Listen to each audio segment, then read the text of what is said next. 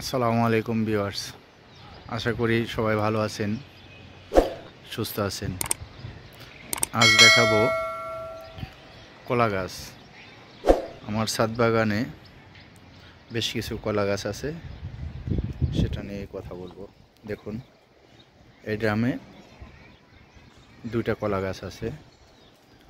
ড্রামটা বেশ বড়, তারপরও আমি দুটার বেশি কলা গাছ রাখি না একসঙ্গে, কারণ আপনাদের যদি একটু দেখাই, দেখুন এখানে যদি 4-5টা কলা গাছ থাকে তাহলে কিন্তু কলাগুলো খুব সাইজ ছোট হবে এবং দেখতেও বিশ্রী একটা ব্যাপার।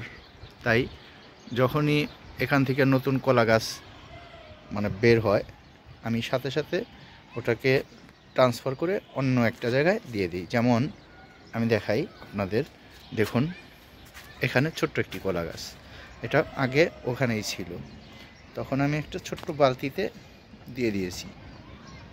দেখুন, এই দেখুন এখানে গোড়া থেকে আরেকটা ছোট্ট কলা গাছ বের হচ্ছে। আর একটু বড় হলেই আমি ওটাকেও ট্রান্সফার করে আরেকটা জায়গায় দিয়ে দেব।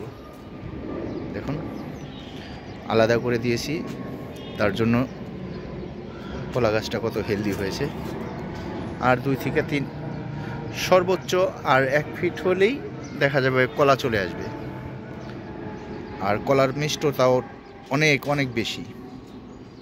আমার কলা গাছটা খুবই ভালো একটা জাতের কলা গাছ। আপনারা চাইলে আপনারাও আপনাদের ছাদ বাগানে এরকম কলা গাছ রাখতে পারেন। দেখুন,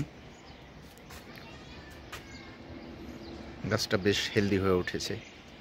তারপর আরেকটা কলা গাছ আমি সাইডে দিয়ে দিয়েছি, ওটাও আপনাদের দেখাচ্ছি।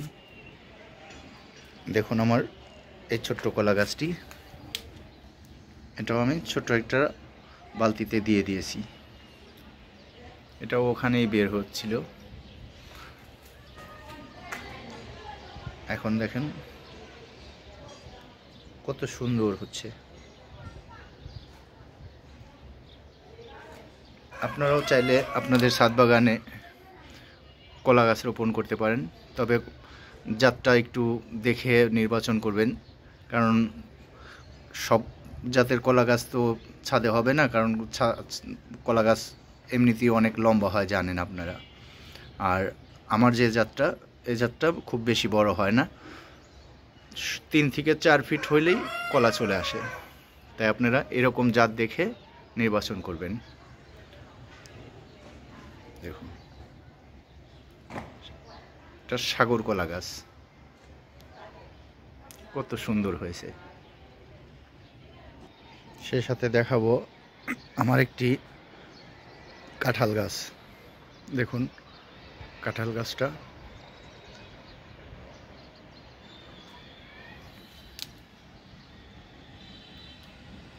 ছোট্ট একটা রঙের বালতিতে দেয়া আছে, এটার ভিতরেও কাঁঠাল আসে।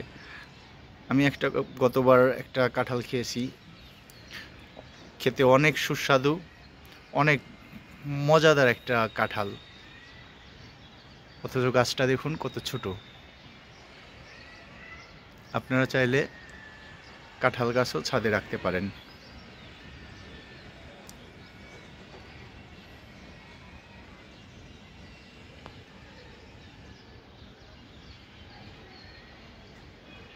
দেখুন ছাদে কত সুন্দর কাঁঠাল গাছ, কত সুন্দর ঝোপালো হয়েছে।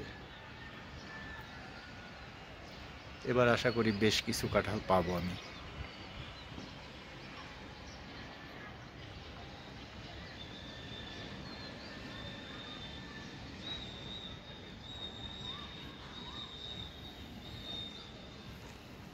এখন একটু বর্তমানে পানি আমি কম দিচ্ছি,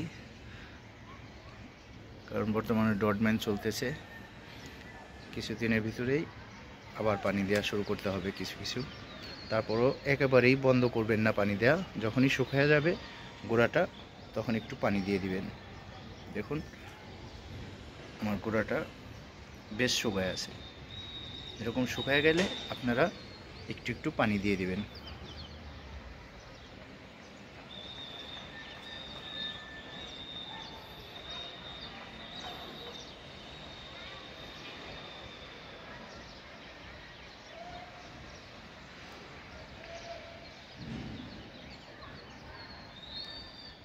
আজ এই পর্যন্তই।